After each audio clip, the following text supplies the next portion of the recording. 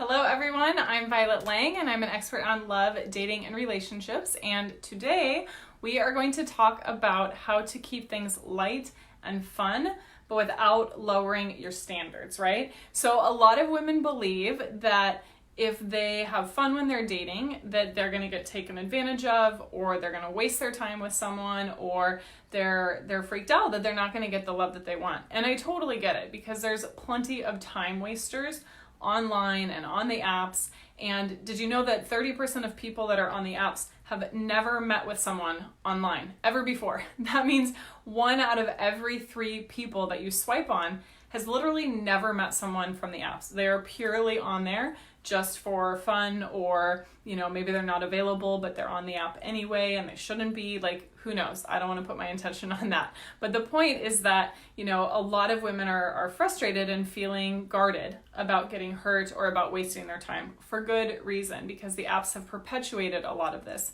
However, if we put all of our energy into getting to know someone new in a way that's really serious, it can totally backfire. So if you find that you are a total boss babe, you're a great communicator, you use a lot of, high power, energy throughout your day, you might communicate in a way that's really fast and really sharp and really direct.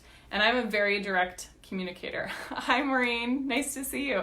I'm a very direct communicator, but sometimes when we're dating and getting to know someone, we might rub them the wrong way. And text is such an important part of our relationship building now, right? Like, most of when we get to know someone is over text. And even once you're in a relationship, my husband and I talk on the phone a lot if he's traveling, but if we're in different places, throughout our day, we might shoot each other quick texts. And so text is the new norm. And that doesn't mean that you have to turn yourself into a pretzel to have an amazing relationship. But what it does mean is to just be a little more aware of how you communicate and how that might come across to a potential partner. So a lot of times I work with women who are really successful, really boss babes, and they know what they want and they know how to get it, except for maybe in this part of their life. And when they're responding to someone over text or exchanging messages, from their online profiles, they sometimes will send me a screenshot, because I'm really hands-on with my clients. They can send me a screenshot and I'll take a look, and they're treating the person that they're messaging with like their secretary. They're issuing a lot of commands like call me later, or let's do dinner at 8 p.m. or I'm trying to think of other examples, but they're just really direct and really to the point. And that's okay, but it doesn't always create a space for building relationship. It doesn't always create a space for getting to know the person beyond just firing off these quick texts. So I know it sounds simple and I know it sounds cheesy, but sometimes the more serious of a relationship that you want to have, the more you need to lighten up. And this doesn't mean lowering your standards, this doesn't mean settling, and this doesn't mean being a ditz, but it means having fun with the person you're getting to know. Because if you can't have fun and if you can't have open-hearted connection when you're dating someone, why would you get into a relationship with them, right? Like, why would you want to spend many, many years of your life with someone if you don't enjoy each other's company? So my first question for you is, as you're getting to know someone, ask yourself, do I even enjoy their company? Like, am I enjoying this right now? Am I happy that they sent me a message? Am I excited to get to know them more? Am I excited to see them again if you've already gone on some dates?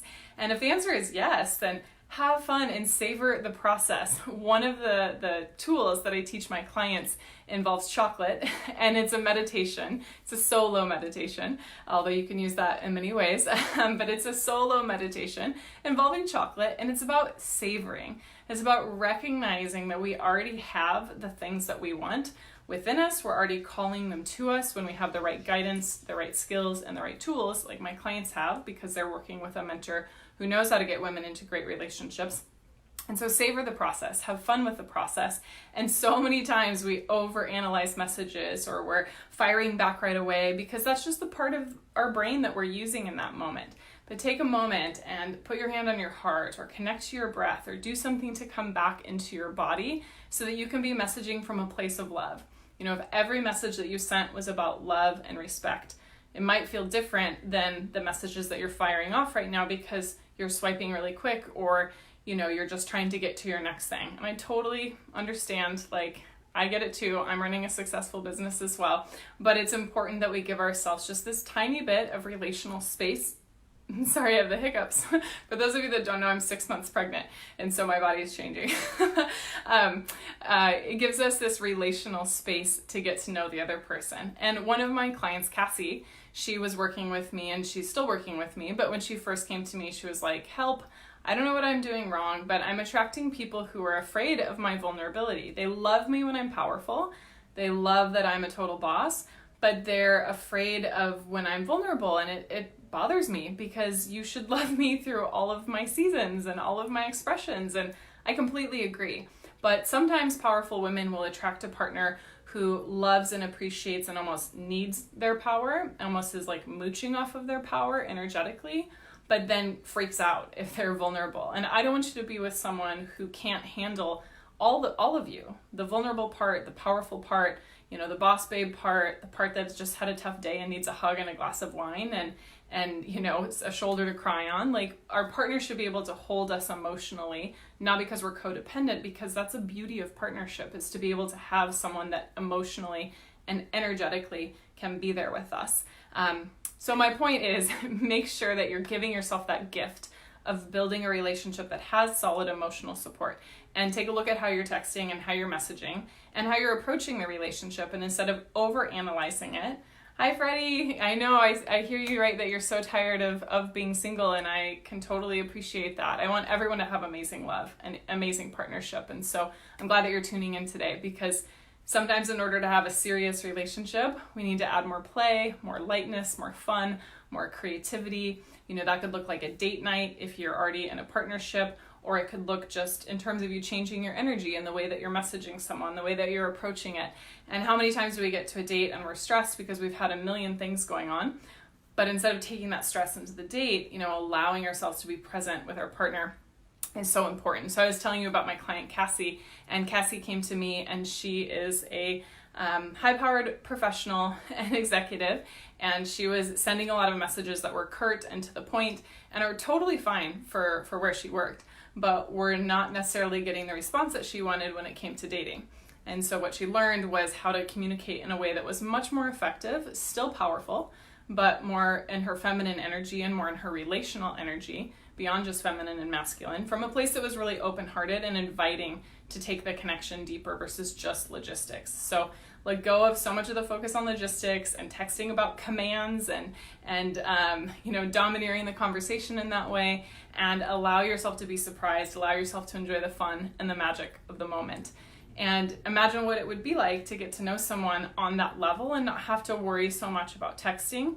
And that's the gift that I offer my clients, is to be able to support them in the getting to know you process. I don't really care about helping someone get better at dating, although that's a nice byproduct of the work I do. I really care about helping women create amazing partnerships. And I have 10 clients who've gotten engaged or married in the last 12 months, which is super exciting, and more on their way. We just had 2 women who had babies in the one of them had her baby, I think 6 months ago. The other one just had her baby last week, because of the work that they did in the program, finding their partner and then getting pregnant. So it's really exciting what's possible when we just get the support and help and guidance that we need to make this part of our life flourish. And that's what I find fun, helping women find fun in their relationships and get the commitment that they want. So if that's something that you need, go to violetlange.com/talk and set up your free discovery call with us. And if it feels like it's a good fit, we'll talk about next steps. But either way, you'll get a lot of value and clarity and have some fun too. So violetlange.com/talk, and I look forward to connecting with you then. Mwah.